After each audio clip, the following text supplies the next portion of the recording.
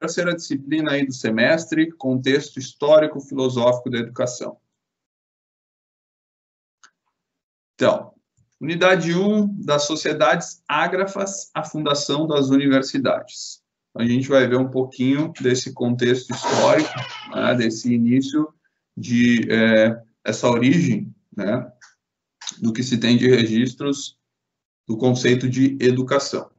Então, os objetivos de aprendizagem, a partir desta unidade, você será capaz de ter elementos para a compensação do processo da formação,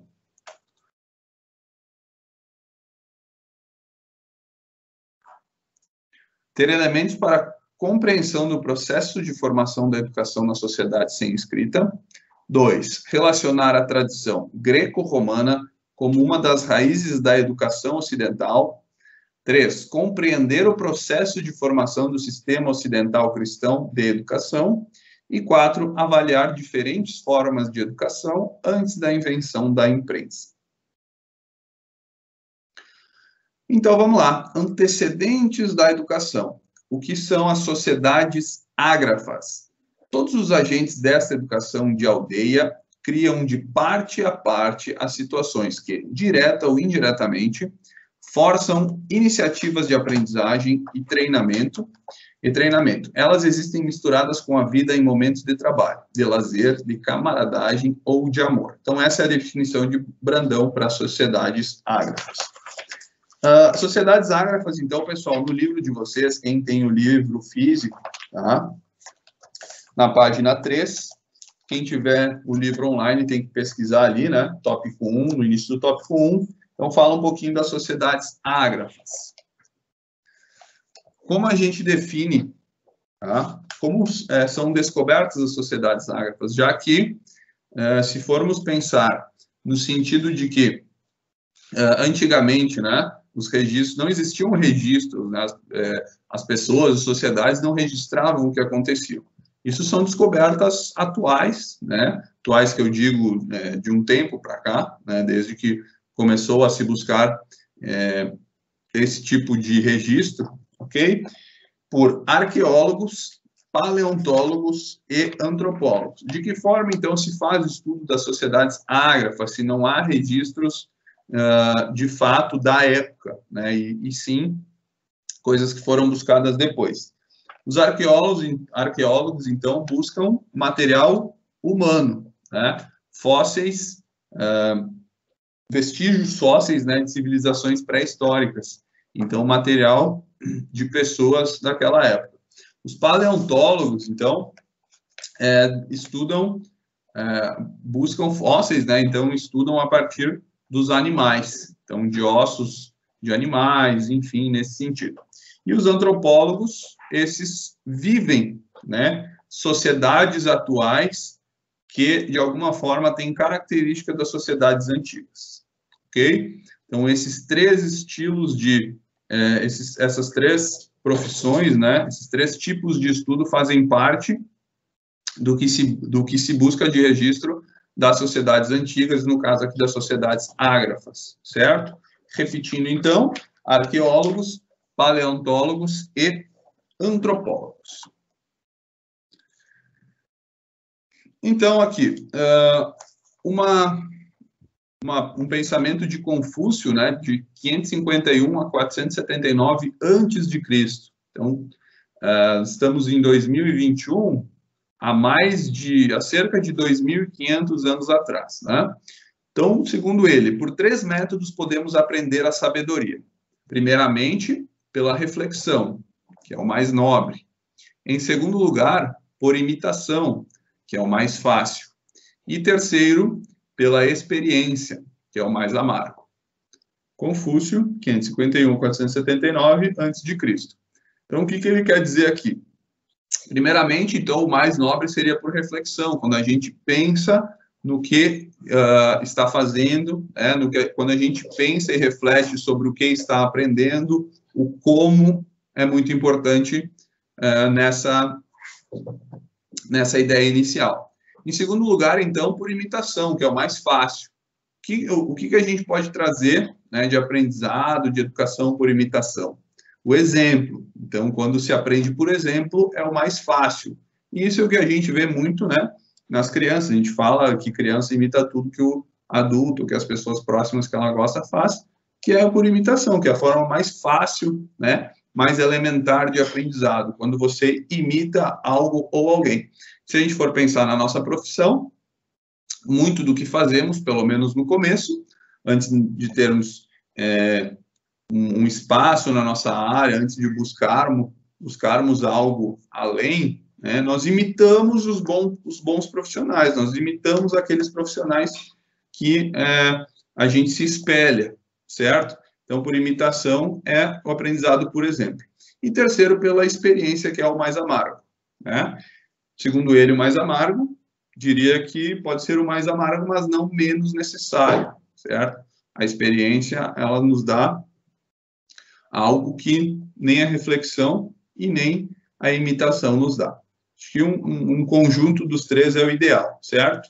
Mas, segundo ele, pela reflexão, e sem dúvida nenhuma é onde a gente aprende mais, é o mais nobre, imitação que seria o mais fácil e experiência que seria o mais amargo. Então, segundo registros, né, nos últimos 10 mil anos, como se estudava, como era a educação, né, nesses últimos 10 mil anos, lá atrás, pensando nesse sentido, comunidade, domesticar animais e fazer agricultura. Isso, basicamente, era o que se fazia. Tá? Então, era o que se aprendia a fazer. Né? Viver em comunidade, domesticar animais e fazer agricultura. Cerca de 6 mil anos, sociedades intrincadas e complexas, sistema de linguagem escrita, conhecimento, sistema formal de educação e escolas. Então, começa a ter uma organização, né? Tem a linguagem escrita que facilita também a comunicação e outras coisas nesse sentido, né? Para além da educação. Certo? Seguindo aqui, então, pessoal, civilizações orientais e o desenvolvimento de escolas. Esse material ainda está no tópico 1 da unidade 1, ok? Vocês vão achar no livro físico de vocês, a partir da página 13, e aí depois essa imagem que vocês estão vendo na página 19. Existe evidência que os antigos sumérios da Mesopotâmia, o crescente fértil entre os rios Tigre e Eufrates, o que é o Iraque moderno, hoje em dia é o Iraque, tinham textos cuneiformes, uma forma de escrita, para a matemática que foram datados de 2000 a.C., ok? Então, essas coisas que se achavam nas pedras, né, começam a ser identificados os registros, né, de comunicação. E aí, comunicação de diversas formas, né? Podiam ser contagem de números, né, identificação de imagens, em forma de desenho, né, e até mesmo letras com o passar do tempo. Civilizações orientais e o desenvolvimento das escolas. Aí entram os chineses. Escolas provavelmente existiam na China há quase 4 mil anos, então 2 mil anos antes de Cristo, né?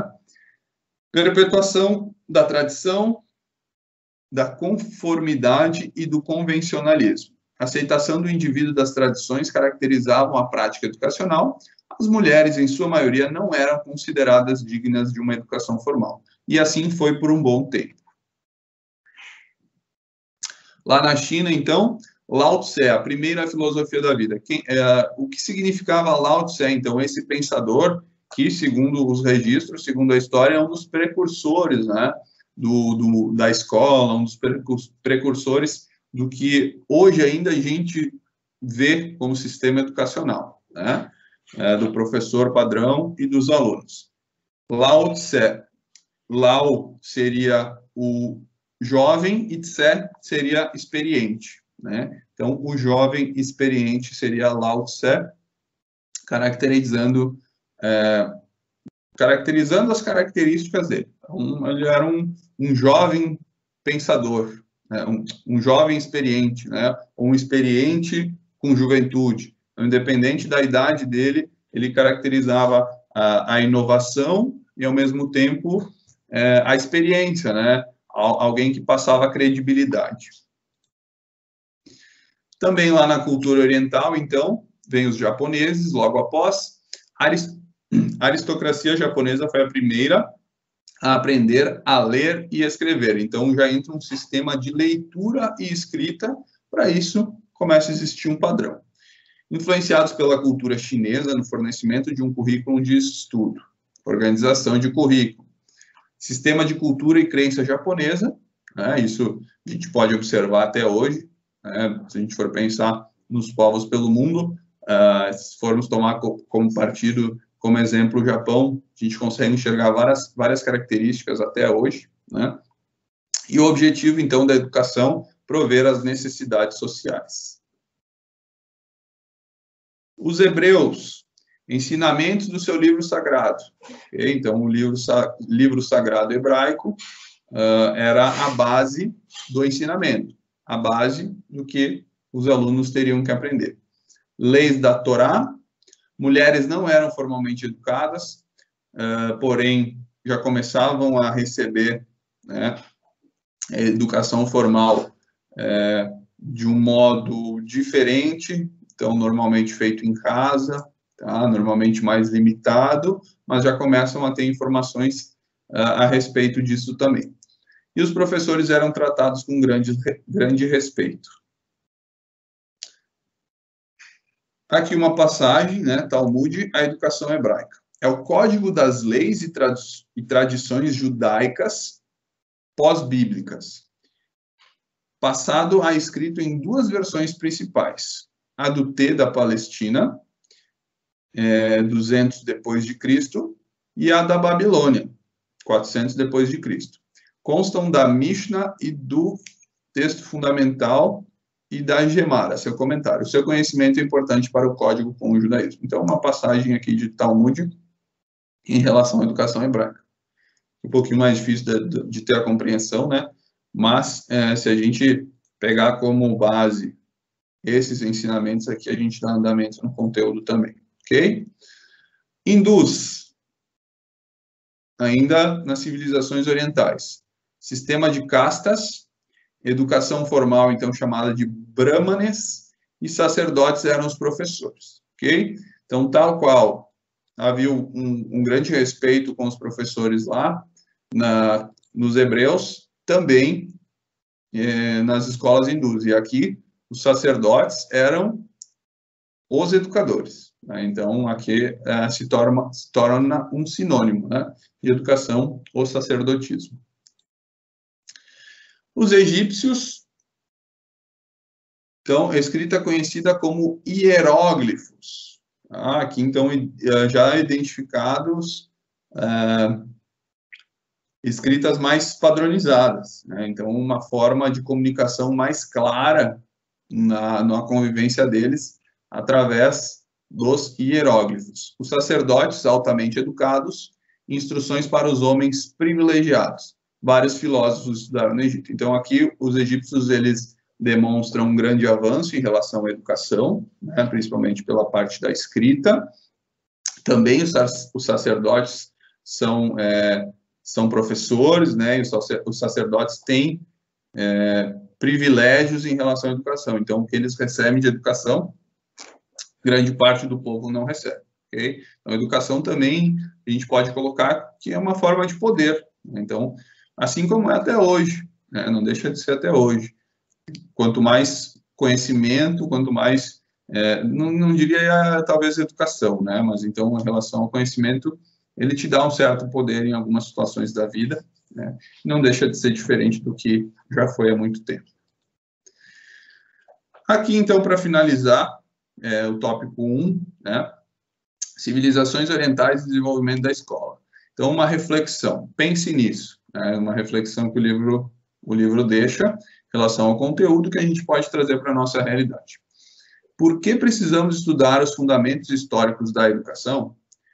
Quais eventos ou descobertas contribuíram para o desenvolvimento da educação formal? Quais foram os principais fatores que contribuíram para o desenvolvimento de escolas nas sociedades hebraicas, egípcias, chinesas, japonesas e hindus?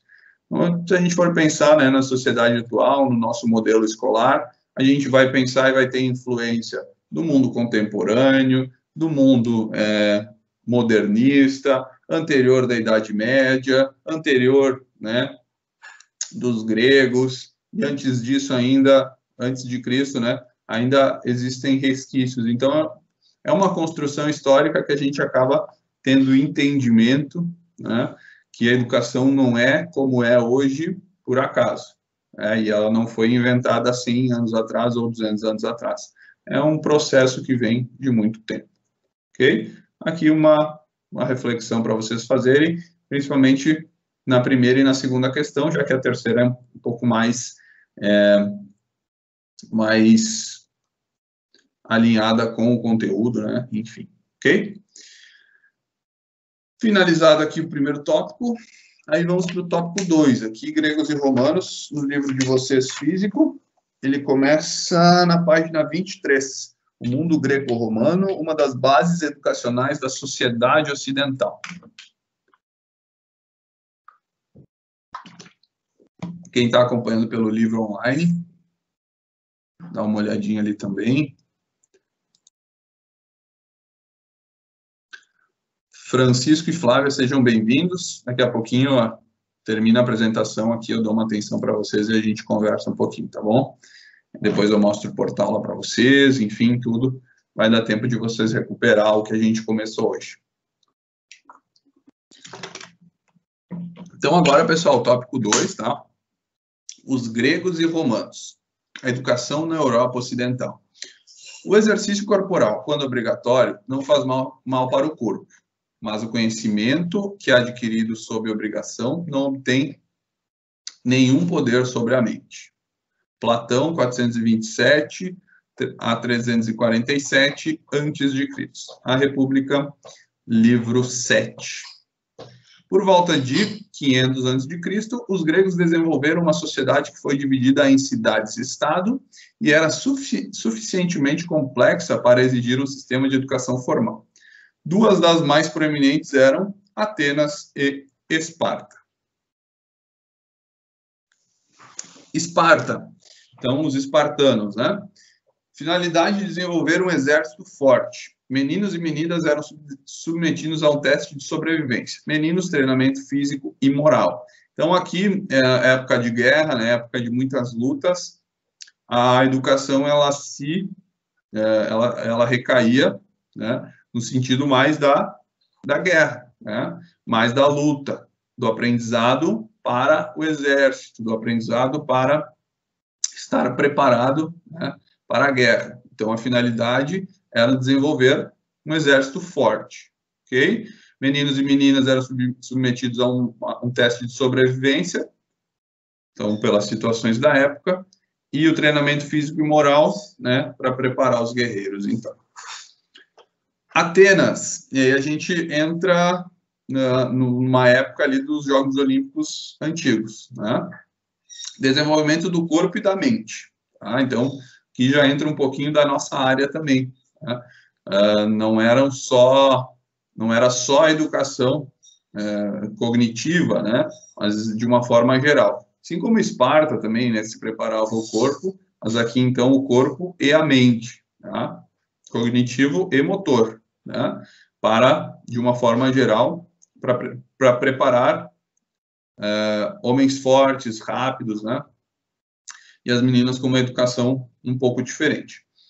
8 aos 16 anos, princípio da moderação e do equilíbrio. 16 aos 20 anos, rapazes eram submetidos ao treinamento militar e as meninas eram educadas em casa. Ok? Então, essa é a diferença.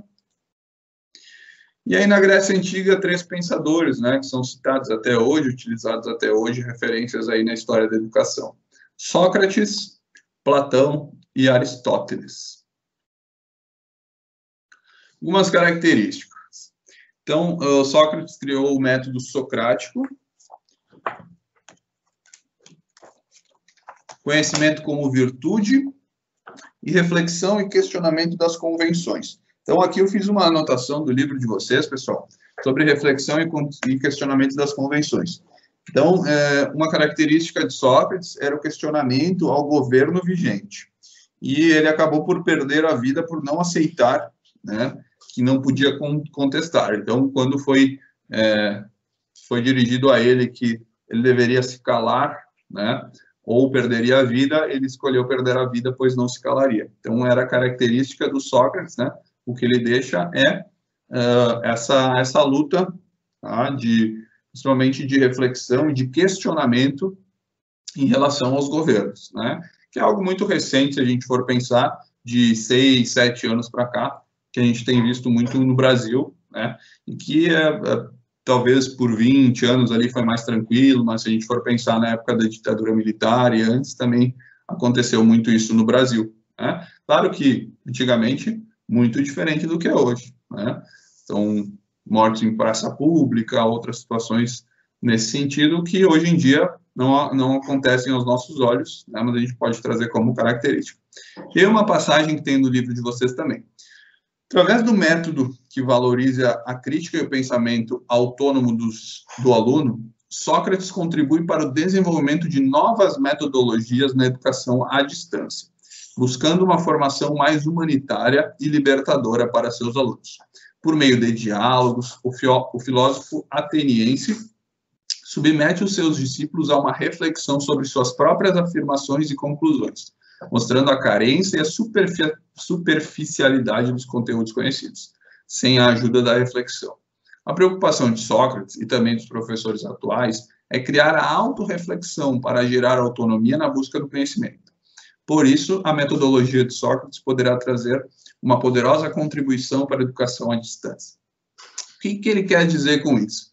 Então, Sócrates ele pensava numa educação reflexiva, né, em que a partir do momento que eu faço uma afirmação, né, que eu concluo algo, que eu tenho uma opinião formada, por que eu tenho essa opinião formada? Por que eu fiz essa afirmação? O que me leva a ter esta conclusão? Então, refletir sobre tudo aquilo que eu penso, tudo aquilo que eu falo, tudo aquilo que eu faço, né? E, a partir daí, criar novos conceitos, né? E as reflexões necessárias para a sociedade. Certo? Bem interessante, pensamento bem de mundo acadêmico mesmo. Platão. Então, Platão foi aluno de Sócrates, né, fundador do idealismo e da academia. Educação formal, tanto para homens quanto para as mulheres. Então, Platão foi quem trouxe, né, à época, a defesa, a igualdade, né, de educação, ok? Sabendo que essa igualdade de educação, ela veio a se tornar realidade no mundo, talvez contemporâneo, nem no mundo moderno, sim no mundo contemporâneo, ou no mundo atual, né, que as mulheres têm a mesma propriedade, mesmo direito ao acesso, tá? Mas ele foi o primeiro, pelo menos em registros,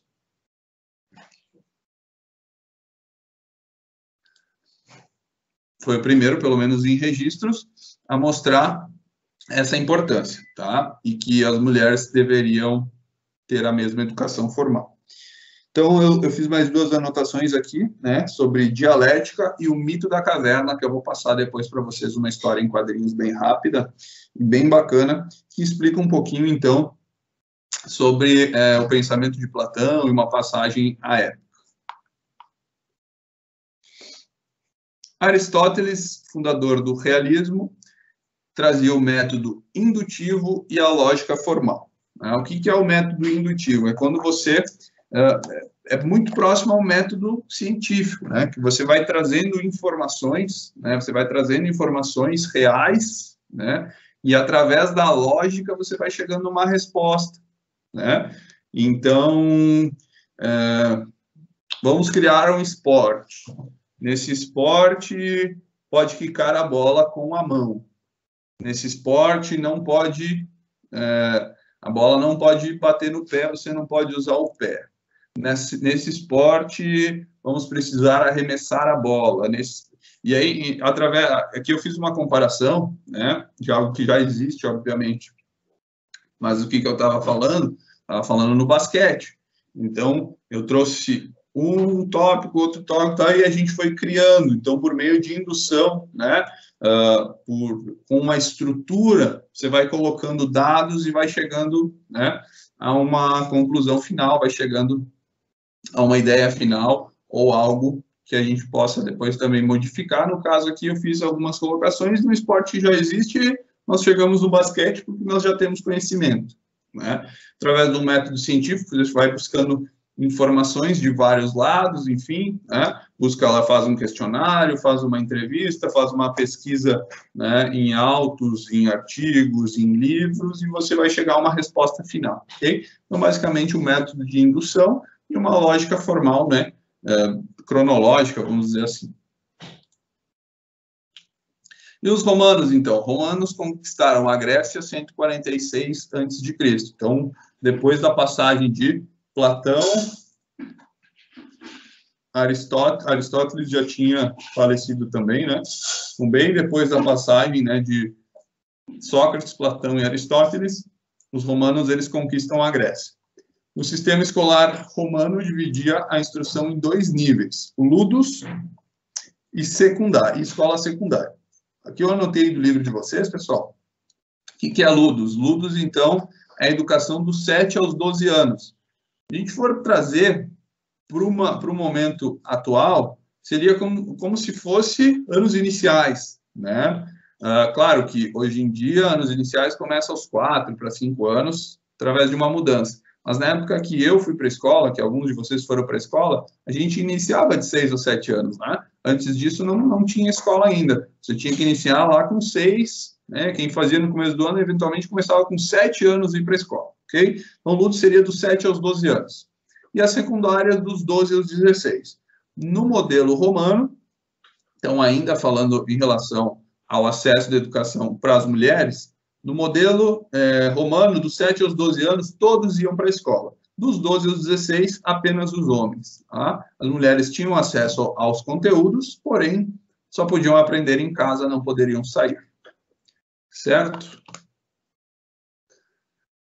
Quintiliano, então, já aqui depois de Cristo, né, entre 35 e 95, 60 anos que ele viveu, Fábio Quintiliano traz a base para o movimento humanista da educação, ok? O ensino